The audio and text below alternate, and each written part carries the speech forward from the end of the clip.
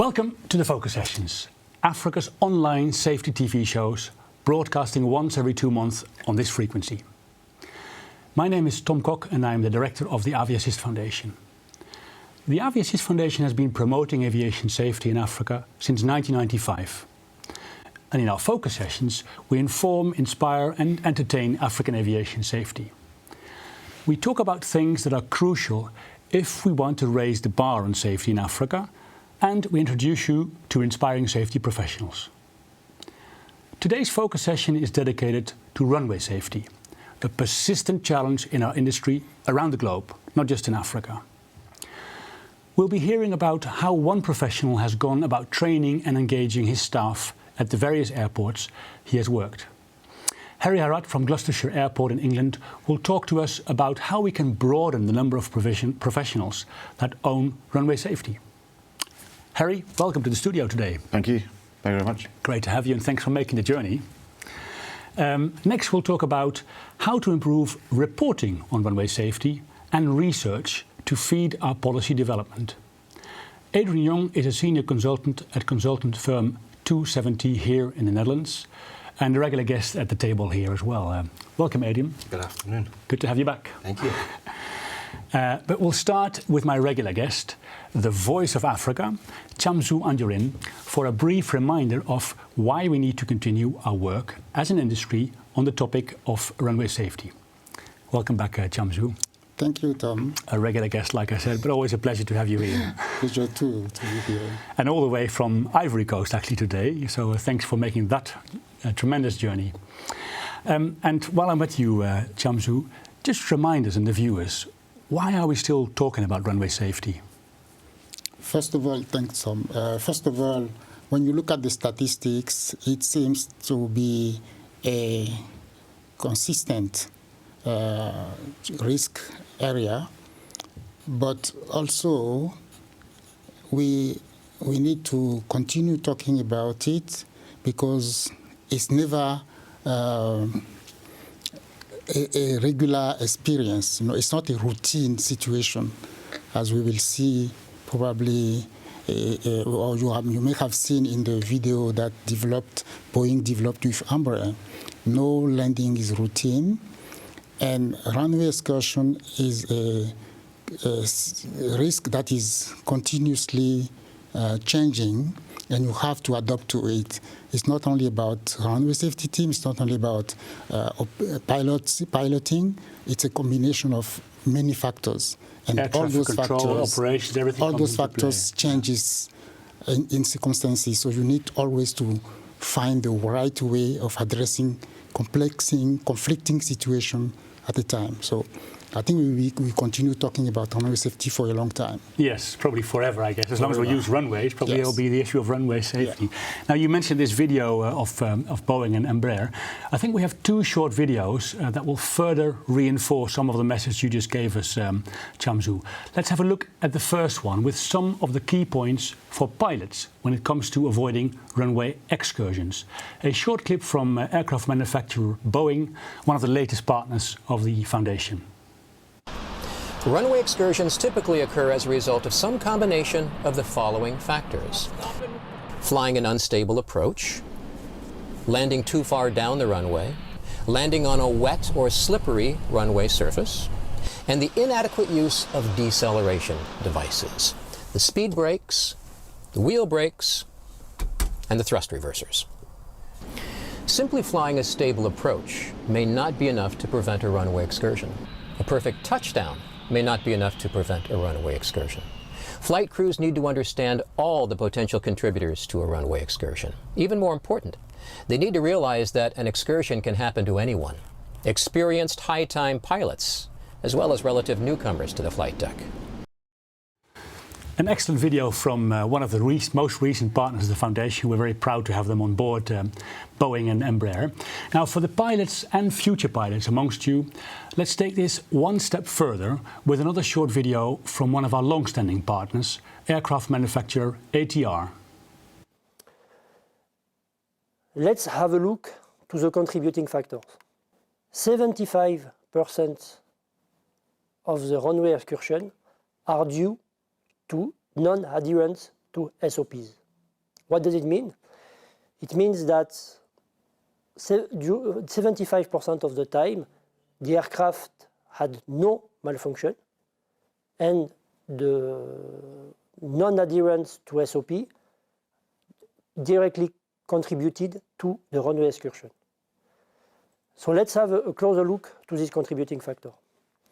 A very, I would say, evident one is the excessive energy in approach. As I already said, the overrun or longitudinal runway excursion are directly linked to high energy approach. It's something we have already communicated, and I want in this presentation today to stress again the importance of keeping VAPP at the value it has been recorded.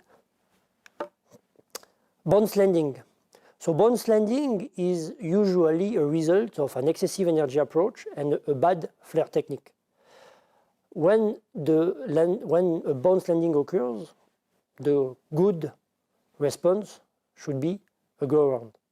What we see in our events is that the pilots try to land the aircraft, and this is when there is a difficulty to control the aircraft, both longitudinally and laterally. And obviously the application of a landing procedure on ground. We see as well a number of events where the flight phase of the approach was perfect up to the touchdown. The touchdown is centered on the center zone. And after, the application of the landing techniques is not done correctly. I'm talking about ailerons, rudder, and braking actions. That was just a little reminder of the role of pilots in runway excursions. Thanks very much, Chamsou, for making that selection for us. Let's not forget, of course, runway safety involves all domains, not just the pilots, but aerodrome operators, ground handlers, air traffic control, as we all know, but we'll explore that in a moment as well. Now, before we get started with the discussion about runway safety and safety promotion with my guests here at the table today, there are two more things I'd like to deal with. First, let me give the viewers out there in Africa a little more information about how you can enroll in our popular prize draw. For the regular viewers, it is a familiar procedure, but we're always welcoming new viewers for whom this is a great chance to win $100 US. Because in the prize draw, you have a chance to win $100 US in cash. And we do this for two reasons. The first is that the game, if you like, will give you some insight into what inspires the guests here at the table. And the second one is simple. It's an opportunity for you out there to win $100 US. You'll see a web address at the bottom of the screen. And at that page, you can submit the 3 letters that I'll give you throughout the broadcast, and that together form a 3-letter code. Every 10 minutes or so, we'll show you one of the favorite books of a guest here at the table. And all you have to do is write down the first letter of the first name of the author. And you'll end up with a 3-letter code. You enter those 3 letters on the Google form page and then click Submit. But here's the important thing. You can only submit your 3-letter code until 15 minutes after the end of this focus session. From among the correct answers, we'll draw one lucky winner and send that person her or his $100 US by mobile money. We'll announce the winner on our LinkedIn page, so that's an extra good reason to follow us on LinkedIn. And the second thing I'd like to do before we get started on runway safety and safety promotion is to give you an impression of the work of Aviassist with this beautiful video made for us here at the tataonline.net studio, a bit of a bold promotion for the foundation.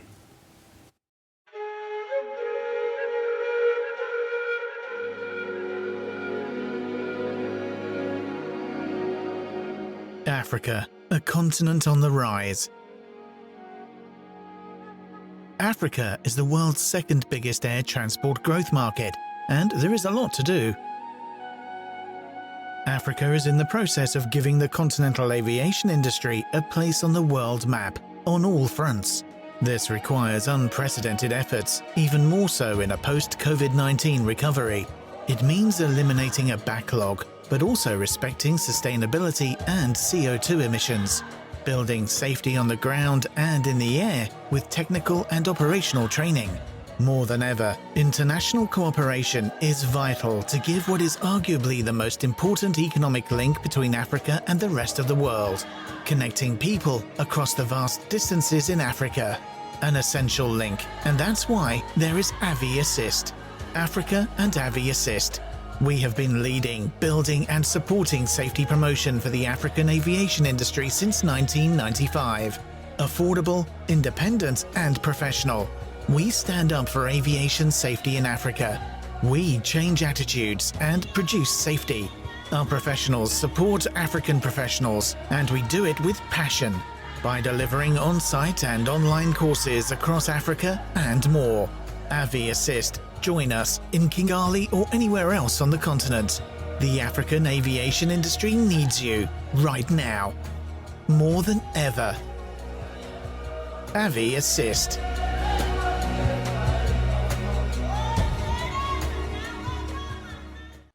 Right, let's move away from AviAssist and dive into runway safety and safety promotion in general. Harry, that brings me to you.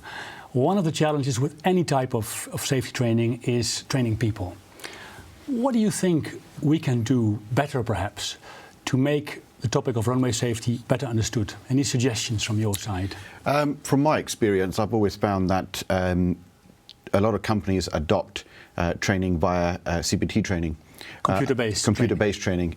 So you sit the individual in front of the computer and you tell them to watch a PowerPoint presentation. And for some people, that's not the best way they learn. Face-to-face training and actually training in groups, I feel, in my experiences, has actually worked better. Getting 5 or 6 people in a room and actually engaging in conversation and explaining the risks and the hazards associated within certain topics helps. And actually I find that the students within the classroom learn more because they're learning from each other. You can give scenarios, you can test their knowledge following videos, games within the training topics and sessions. So I think the one-to-one training with me has been a lot more rewarding as such, and I've seen the benefit from actually bringing people together in the classrooms. And I think you've actually even work for a managing director who believes in classroom training only, right? Yes, so my current managing director at Gloucestershire Airport, when I first joined last year in March, within the first month she said to me, right, what have you seen? And I said, well, I think I'm seeing people that think they know safety or they understand safety, but actually I don't think they understand what their role and responsibility within the SMS, safety management system, actually is. And she actually said to me, right, start training again, train everybody again right from the very beginning. So we hit the reset button, and she said she wanted classroom training. But the most important thing for me with her was that she said, oh, but I want you to start from the board. Okay. Bring the board in and start training them, and then I want you to train me and all the head of departments, and then filter down to the frontline staff. So, having that top level buy-in, I think, was very, very good. And understanding as well of the top level then. Yeah. And understanding the importance of safety training. And actually, having those conversations then with the staff, they can relate to them. The staff relate to the MD, the staff relate to the board because they've actually had the same training. So they're all singing from the same hymn sheet and they understand their role and responsibility. But Adrian, what I think is interesting from the point that Harry is making, there are many interesting points, obviously. But I mean, the whole world since Corona seems to have gone completely for online. So in a way, what you're saying is going against the trend, right? Because people all believe now that the Valhalla. How do you see that based on your experience? You can look at it in a way as sort of glass half full, glass half empty. CBT online training does give a potentially larger audience for the same amount of money, but you have to ask the serious questions as to the depth and the effectivity that the training is actually giving you. So from the glass half full side, Harry's example with your board, pushing SMS outside the operational sphere of any company is something we've been working on for years. I want to see sales involved in SMS, because why are operators selling these routes when we know they're only marginally safe? And then you let the ops officer sort the problem. Why is the marketing department arranging all sorts of potentially unsafe promotional activities airside and it's a duty officer who suddenly has to sort the problem out. Yeah. So pushing into legal, into HR, into sales, so the non-traditional, the non-traditional. Like. Mind your glass, actually. Thank you. So, sorry, I waved my hands a wee bit. You could say that the online training is an excellent way of pushing it further, but I do agree with Harry. Sitting face to face to people and understanding whether or not they've got it is really important, because I can sit there clicking, click, and answer a few questions, and I am not necessarily trained. Taking it on board. No. Yeah. And actually, I think without us having talked about this before, you make the perfect pitch for a new course the Foundation has developed, because we have actually now an online training course, so there are some limitations, but it's specifically called Aeronautical Knowledge for Safety, and it's specifically meant indeed for those people who we traditionally say, well, they're not in the safety department, for example, sales or marketing, to give them a sort of grounding in, what is aviation safety, what is human factors, what is dangerous goods. Not a complete course, not a complete in-depth course, but just to touch upon it. But I think another point which he brought up, Chamsou, before I come to you, Harry, is this point of online training. What we saw in that course, if you can generalize, which is always very dangerous, but in Africa, students are very good in learning by heart. So what we saw is that people score the most amazing scores on the knowledge part of that course, as in 95, 99%, which made us question. We thought, did we do something wrong with the course? But actually they had all that knowledge.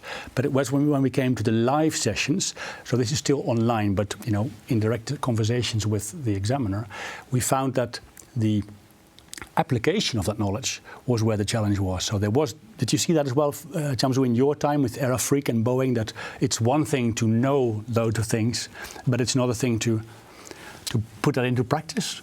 You're fully right. It's a two different situations. Learning is having your brain working. Application sometimes needs you to be in situation, and given the experience, actually it happened to myself when I was studying. We used to do industrial drawing, and I can apply all the principles, but when it comes to the situational application, I found that I haven't lived in the environment which need to use those designs in this particular case. So, in theory, I know what to do, but when it comes to in practice, I had some difficulties, so I had to work on that aspect as well. So I understand what Harry is saying, but what Harry said that captured my mind is the safety conversations. It's very important to have the safety conversation going on, and it's important to start from the board to the grassroots, and it should be continuous. Actually, it should be continuous conversation, and not necessarily labeled as training, but part of the working life of the ongoing company. Ongoing conversation. Difficult to achieve, though, maybe not. Well, it depends. It depends. For instance. We used to have in my previous company some training program. It's online CBT, and we used to have it mandatory for employees. They take it on their own time, within a time frame, and the management follows if the training is taken, because it's part also of the unit performance. So that gives a minimum base for the group knowledge of what we're talking about. Yeah. Well, okay. And a step beyond that, I think certainly you'll recognize this from the airline perspective, is making safety or the SMS activities in the line effectively invisible. They're doing safety without realizing it. Yes. There's in my view, there's a difference between putting a safety activity on top of or immediately parallel to other work, what you have to do, so suddenly it's an overhead, than integrating the two, and the safety department, a safety officer or whoever, can just take that thing, that's what I needed, thank you very much. And you've got on with your work, being steered towards some of the decisions that you have to take But that's an investment. Yes. To create these things. And you're not trying to trick people. You're just trying to make sure that they don't feel safety is a burden. Exactly. But before we come to our first book, I mean, we could also say, if you're the devil's advocate, you know, you could say we've had so much training, there's so much available, leaflets, YouTube. Are we doing something wrong? Are we missing a trick there, perhaps? Because, you know, it's not like training is starting today. It's been there for, you know, as long as I guess humankind is there. Do we miss a trick, Harry, in terms of the safety training, the way we do it? I think there's so many different methods that you can approach safety training with. And we talk about CBT, we talk about classroom-based training, and Adrian made a very good point here that, you know, in a larger organisation, actually trying to get everybody into a classroom will be difficult because, you know, for an airline, for example, when you've got crews all over the world and you've got ground staff all over the world, trying to get them into a classroom is going to be very, very difficult. Yeah. So in some cases, CBT will work, but I guess it's how you manage that process. Yeah. And, you know, there needs to be feedback, there needs to be follow-up. And like you know, you were mentioning earlier on that, you know, people going through the CBT training, but then just hitting next. It's purely a compliance thing, tick in the box. Basically. And actually making sure that you understand what you're actually answering and what questions are being based upon and whether or not that knowledge is actually being taken on board. Very, very good point. Actually, you learn all that in the classroom, but actually are you then putting it into the practical element outside on the airfield? And that, Harry, sorry, if I may, Tom, go on. Let's take the parallel from flight crew. For years, it was manoeuvre-based training, where you fly an approach, then you fly it again with another failure, and between each activity, the simulator is reset, and suddenly you're back at 20 miles. Then we worked out that wasn't enough, so we get line-oriented flight training, LOFT.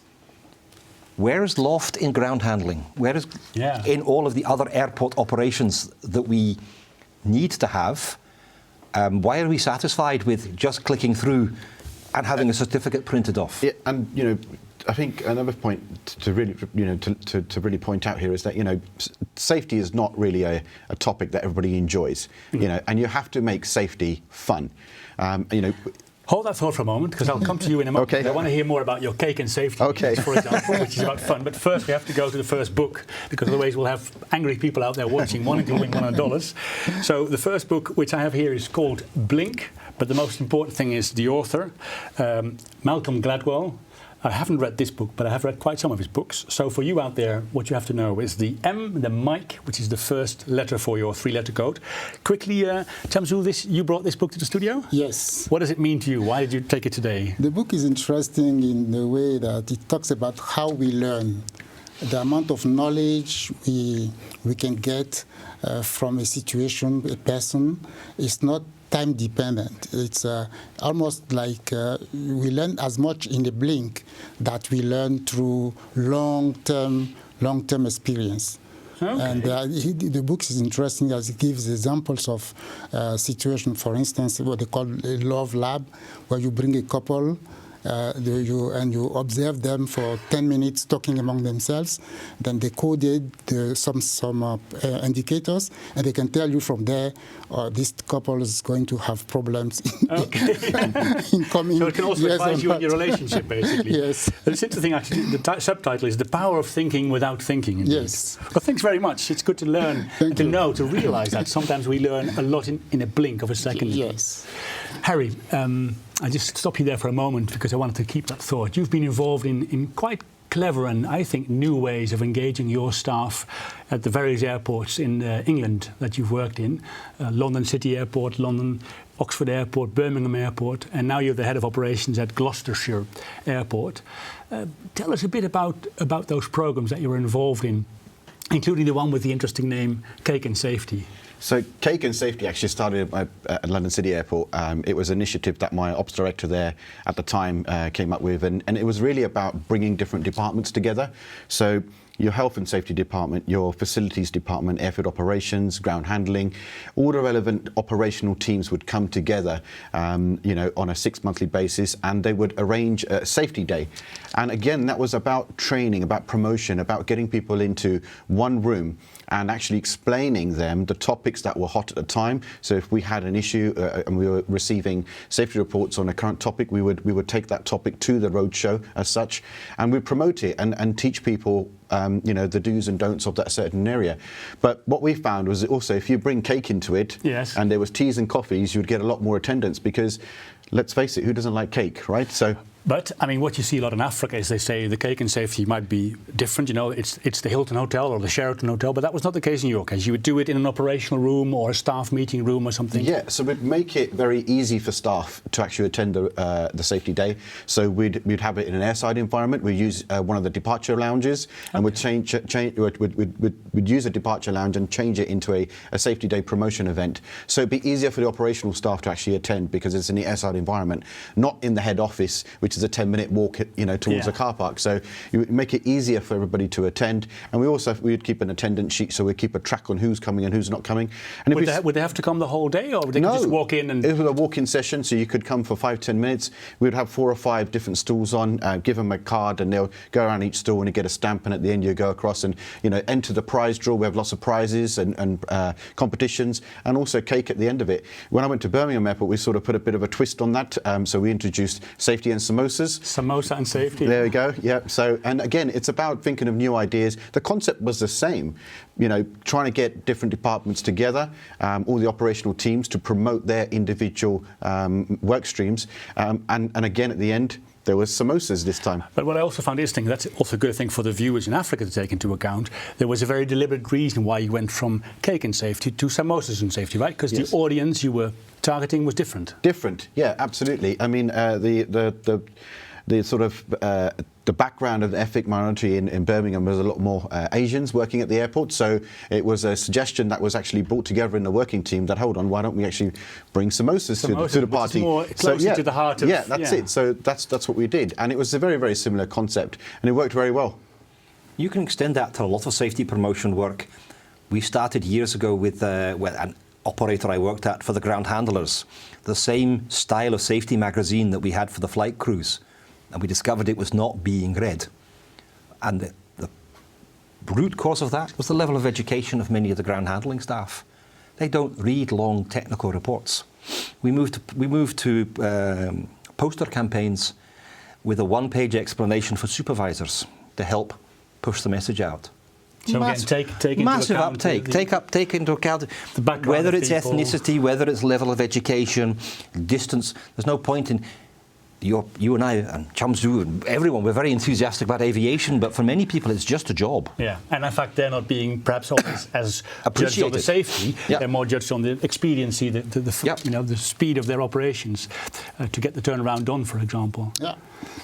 Similar experiences in your case, Chamsou, maybe in the French-speaking part as well, or? No, none that comes to my mind right now, but I think it's a very interesting concept that can be applied across the industry. Yeah. And I think partially also as a foundation we're trying to do that a little bit by, for example, making some materials available in the local language, which is very time consuming, but we have, for example, a leaflet on airport wildlife management, which we now have translated in Kiswahili, in Kinyarwanda. The World Food Programme helped to put it in Arabic, because like you said, some people are not used to reading in English, so you have to adapt that. Okay, let's move briefly to the subject of improving the reporting, to enable research. Adrian, at 270, you're engaged in aviation safety research quite a lot. A lot of safety promotion around the world is based on research. Recently, I read about a study from the Airside Decision-Making Office of the FAA in the Runway Safety Office, and it was based on the examination of 847 incidents. Based on your experience, both of where you are now, but also in your grassroots days on the airfields in Africa, do we see a similar pattern of report collection analysis in Africa starting, you think, or is there still a road to go? There's still a long way to go. A long way, even. I mean, if you look at the US is such a large market and a single homogeneous market, it creates vast amounts of data which may or may not be applicable to anyone else's operation. The European ECARS scheme, where all of the EU states are pooling reports, has created a large set of data for further research, and we dig into it regularly to find it.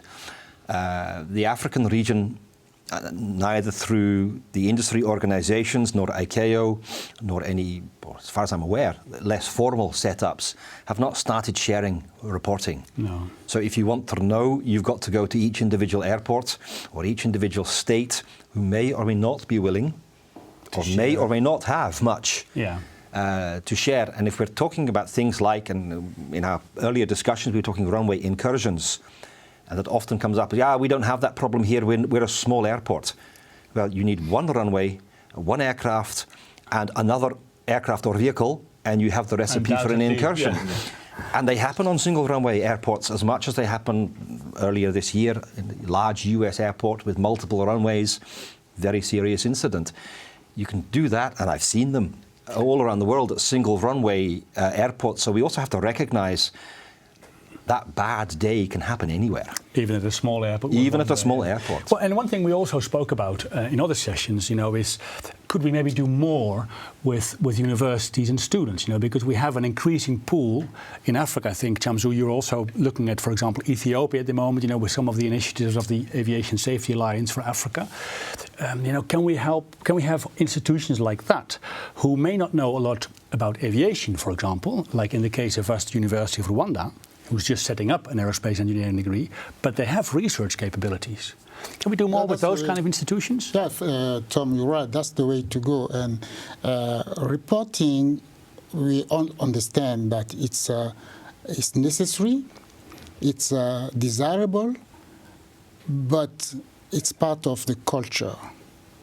And it doesn't come easy to people to report what they see, what they do, with good or wrong, because of don't know how it's going to be taken.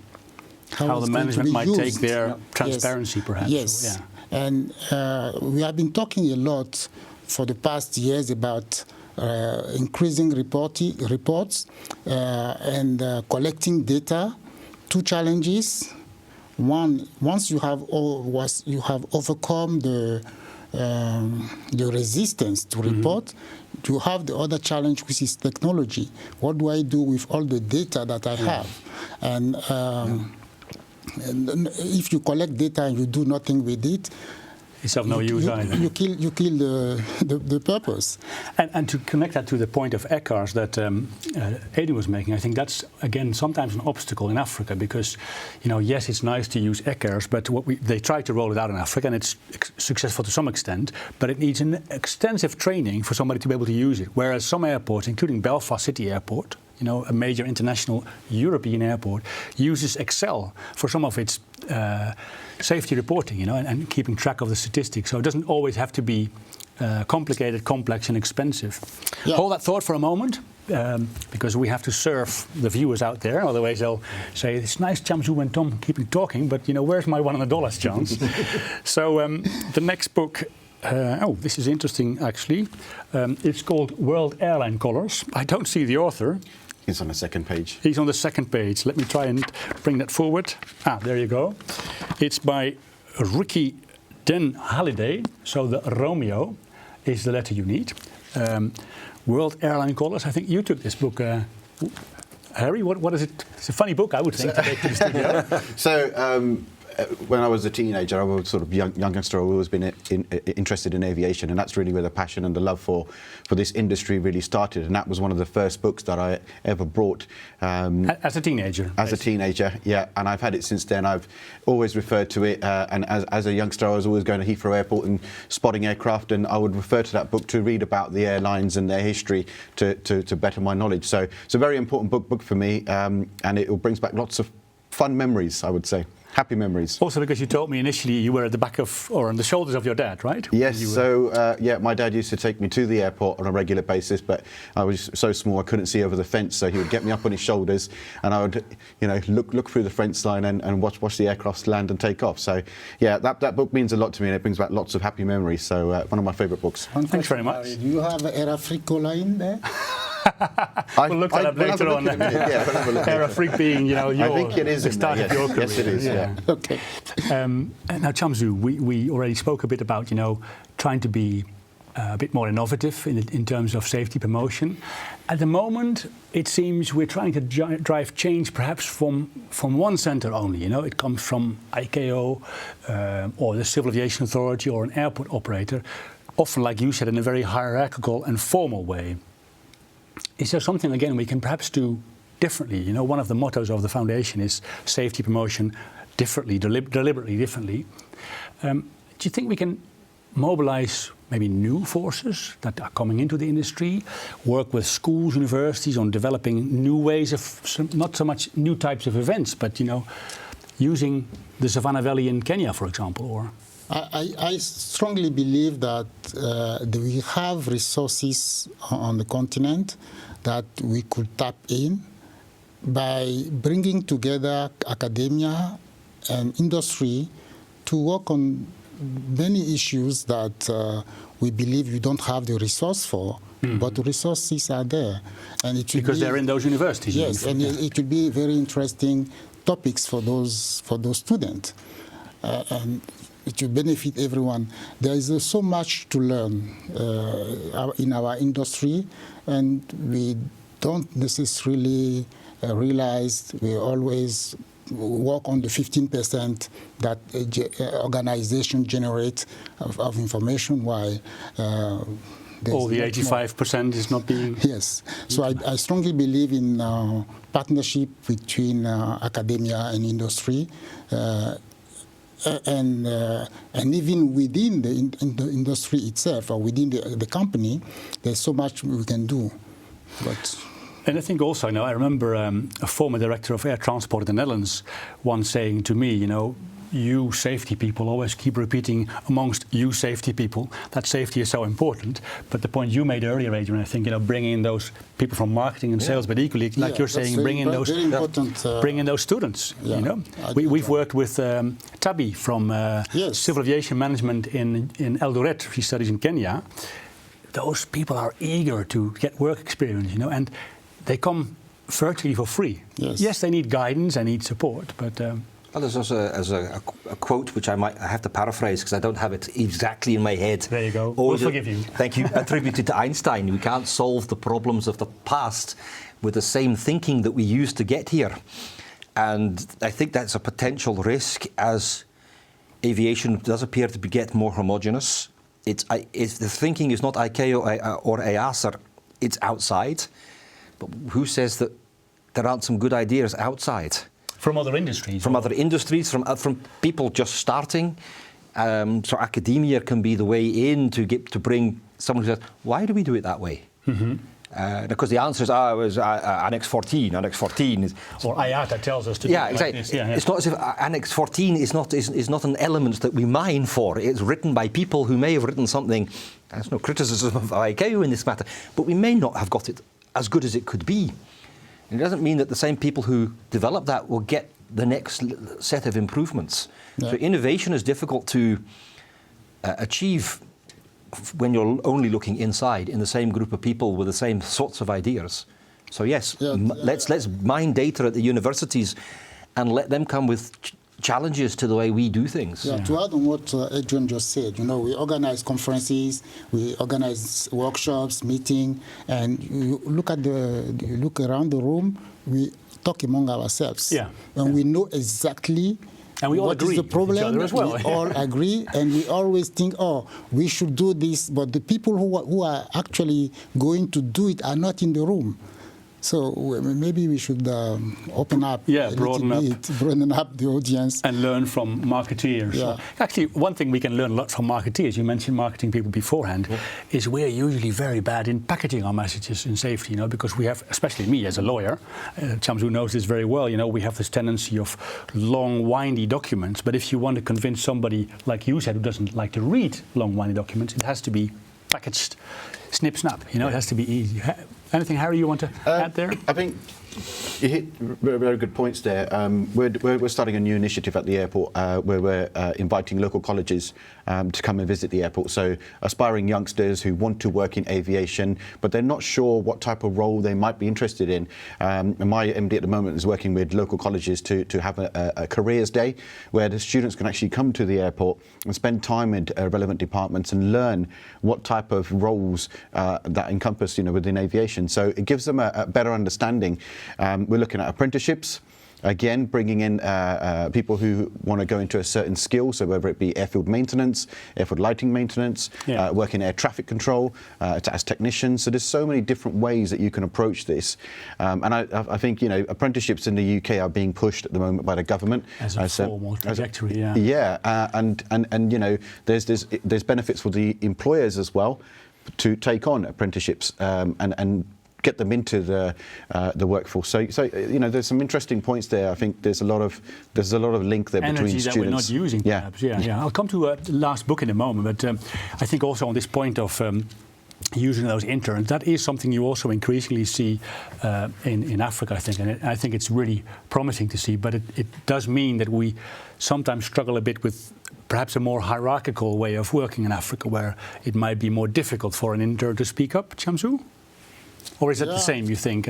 Is the setting the same here as it would be if you compare Gloucestershire Airport to a small African airfield? The challenge will be to have people, the professionals, available to spend some time with the students, the intern, and because they believe that it is time taken off on their duty, and they are under time pressure. And it's also from on the apprentice side, it's okay. If I see something and I want to talk about it, how do I talk? How do I go about it? Yes, conveying a message. By conveying a message. I'm in an environment where I don't know. I'm learning, and I have to convey a message, and that's where the culture issue may come in. And it's not obvious to talk about to senior people. Perhaps, if the senior people doesn't doesn't create the environment for that exchange. That's actually also the topic of psychological safety, on which we have a separate focus session as well in this season. I have to come to the third book before I go towards the closing of the session already, because time, I wish sometimes we have a full day, but then I'm sure the studio would fall asleep, because this is us talking technical stuff again. The third book is by Alfred Hitchcock, the 39 Steps, it's called. I think, Adrian, it was you taking this VHS to the studio? It's an old videotape, just to show my age. In 30 seconds, why did you take this one to the studio? The thing about it is that there are many versions of the 39 steps, and each one of them, the 39 steps, are something completely different. Only in one of the 5 films they ever made with that title is it actually a flight of steps. Okay. And there's a link to me about how safety works. It's never quite the same, although we keep calling it the same. You might be on the first step or the 30th step. Or it might not actually be a step at all, because it's a metaphor for something completely different. Very philosophical there, Mr. Young. I woke early this morning. You woke up early. So, Tom, which letter are you looking at? Oh, thanks very much. So we're looking for the first letter of the first name, and it's Alfred. So it's the alpha, the first letter of our aviation alphabet. That's why I call you my right hand. Well done. The voice of Africa, but also the voice to remind me of things I might forget. Gentlemen, I'm afraid we've reached the end of today's broadcast. Thank you very much for joining me here from your respective duty stations. Great to have you here, and I'm sure we'll meet again at this table or somewhere else, perhaps in Africa. Then to you lovely viewers out there, from Djibouti to Zimbabwe, from Ethiopia to Mali, thank you for tuning in for Safety Promotion. If you enjoyed today's focus session, please be our ambassador and tell all your friends and colleagues about the work of Aviassist. If you want to help us continue these focus sessions, consider becoming a friend of Aviassist. It's only $50.